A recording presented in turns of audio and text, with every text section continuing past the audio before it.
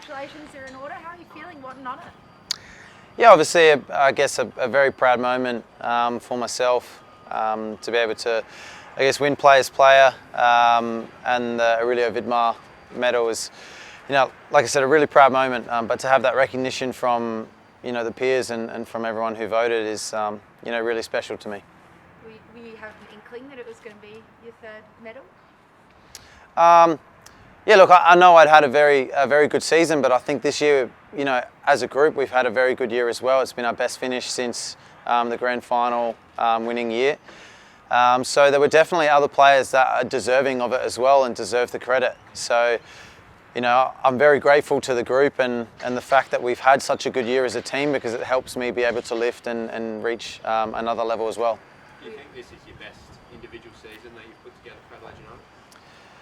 Yeah, I think so. I think I've built on what I was able to do last year, and it has been a very good year for me individually.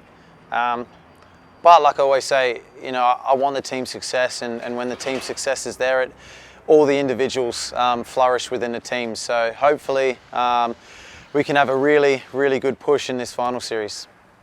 What do you put that down to? Do you think as well, having the World Cup mid-year, just having that sort of raised level has meant that you've come back even stronger? Yeah, I think so. I think definitely off the back of the World Cup, I've continued, I guess the form I had carrying into it, and then continued it on after. So, but I think the biggest thing is the stability within the playing group and within the coaching staff, and just the clarity we have around the style of play and the way we want to play, and everyone knows their job and their roles, and whether it's I guess for me, an off day in terms of in front of goal or in product, I know that what my role is off the ball, and I have to work hard and do the right things. And when you're doing that, everything will fall into place. Did Carl let you have a drink to celebrate last night, or is it all eyes ahead of Friday?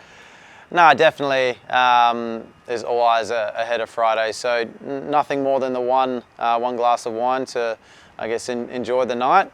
But definitely looking with everything ahead on Friday. I'm sure if the result had been different last week, then you might have had a week off and could have let your hair down a little bit more. What do you put Friday night's result down to? The game against Central Coast? Yeah, so, look, I think obviously it's clear it's a disappointing result for us, and I think we were probably a little bit disjointed. And I think the fact that they scored an early goal meant that we had to come out and try and press a little bit more. So, it was a disappointing result, but I don't think that game is an accurate reflection of our form. I think it was just an off night, and I think, even over the last month we've been in a good patch, but just haven't been able to get the same results as we have in the previous game. So, I think having this that kind of result now is better to, I guess, halt our run of form than having it in the final series. So it gives us that platform to go away and look at what we're doing and what we can improve on and those aspects, and really push forward for this Friday against Wellington. Does it leave any bad feelings kind of lingering, or do you feel like you've brushed that game off and you're ready to tackle finals? No, I think for me personally, I think it lights a fire under the belly, wanting to rectify that result. Like I said, especially at home in front of our fans who have been fantastic all year and created such an incredible atmosphere for us. So I know Friday night will be no different, and there'll be a lot of numbers and a lot of vocal supporters. And we want to do the best for them because they've been fantastic for us all year. And, we know that without them, it's not going to be the same atmosphere or the same spectacle. So we really appreciate the support they've given us, and we want to give everything we can for them. You touched on the supporters. It's been a talking point this week around the league on certain fans boycotting, which fans will boycott, which fans won't.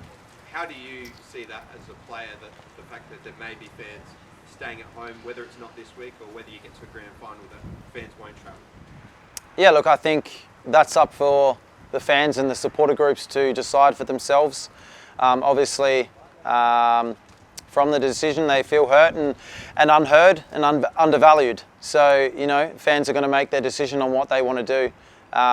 From a player's perspective, of course, always we want to have a packed stadium. But if that's the way that they want to get their message across, then that's up for them to decide. The neutral grand final, though, forgetting the fact that obviously a lot of people are unhappy with it, does it also also mean that if you are to be the away side in that, it's a bit more of a level playing field, particularly if you're to play, for example, a Melbourne City in Sydney? It sort of means that a team that's finished lower down the ladder has a better chance? Yeah, I think, to be honest with this subject, I've made my feelings quite clear in the previous months, and I think it does take away, I guess, the home advantage, which is something that you work so hard for in the regular season, and obviously having the final series, that's what you push so hard for, to get that first, second spot, to have the best possible chance of hosting a grand final.